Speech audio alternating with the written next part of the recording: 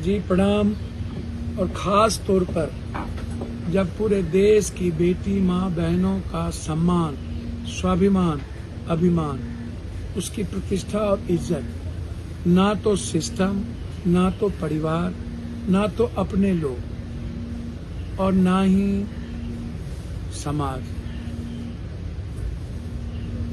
को भीतर से कोई रिस्पेक्ट ना हो।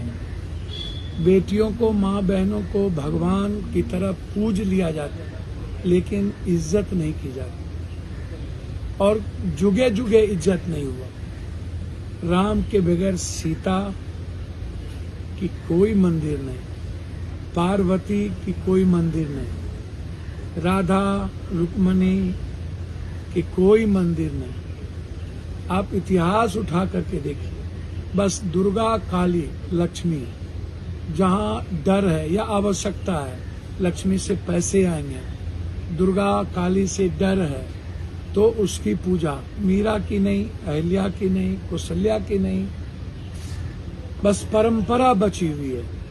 हमने एक युद्ध के समय देश के माँ बहनों ने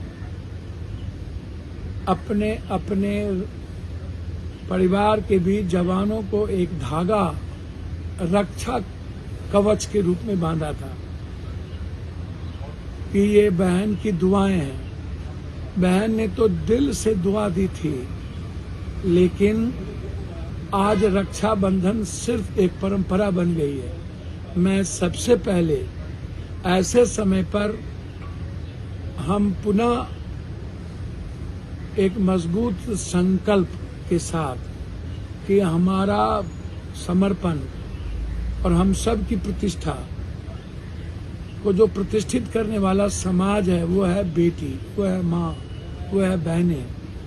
हृदय से ऐसे समय में जो बिल्कुल करुणा और ममता से भरा हुआ एक साफ दिल से अपने भाइयों के प्रति उनकी संवेदना है। इस अवसर पर ढेर सारी शुभकामनाएं बिहार के हर माँ बहनों को और हर भाइयों को कि आप निश्चित रूप से रिश्ते को समझिए। रिश्ता एक इमोशनल होता है, टचिंग होता है। रिश्ते अहंकार में नहीं चलते। रिश्ते हमेशा बिना प्रतिक्रिया दिए हुए भी हम आगे बढ़ सकते हैं। मैं बधाई देता हूं। आज सावन का अंतिम महीना, शिव आराध्य गुरु को हम सब एक नए मानव कल्याण के लिए अपने को समर्पित करते हैं। बधाई हर शिव परिवार को। और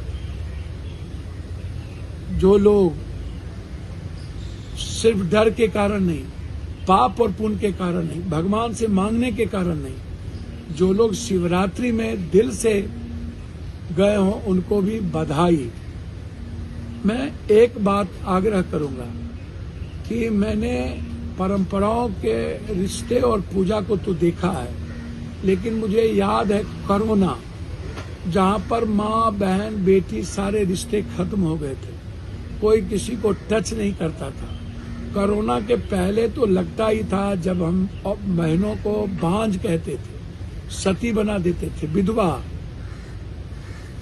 हमेशा महिलाओं का एक्सप्लॉयटेशन हुआ, पुरुष को कभी भी बांझ, विधवा, सती नहीं बनाया गया। और आज भी शारीरिक, सामाजिक, आर्थिक रूप से शोषण बेटी, महिलाएं की ही होती है। ऐसे समय में जब कोरोना के बीच आए थे तो मुझे लगा कि इस दुनिया में कोई रिश्ता नहीं है, इंसानियत नहीं है, कोई इमोशंस नहीं है। बस हम लोग जी रहे हैं दकियानसीब विचारों के कारण कि हमें शादी करनी है, हमें रिश्ते निभाने हैं, समाज चलाने हैं, परिवार बढ़ाने हैं, इसीलिए करना है। ऐसा नहीं है। एक दूसरे के रेस्पेक्ट के लिए होता है, चाहे पत्नी के तरफ से हो, चाहे पति के तरफ से हो, चाहे बहन के, चाहे भाई, चाहे माँ, चाहे पिता।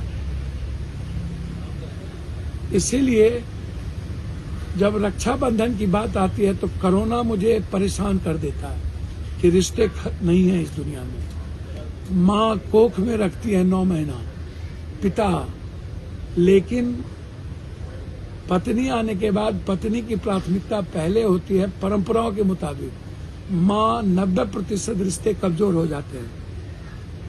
माँ को 2 साल देने के लिए भी पत्नी से पूछना होता है रिश्ता कैसा है। आप अंदाजा कीजिए, जो खून का नहीं हो, पंजाब से, दिल्ली से, बाहर से हमला, बम्बई से, अलग गांव से, जिसको हम जानते नहीं हैं, वो हमारे लिए अंतरंग रिश्ते हो जाते हैं, क्योंकि ये इमोशनल टच है, ये रिश्ता है और उस रिश्ते की इज्जत ज्यादा हो जाती है।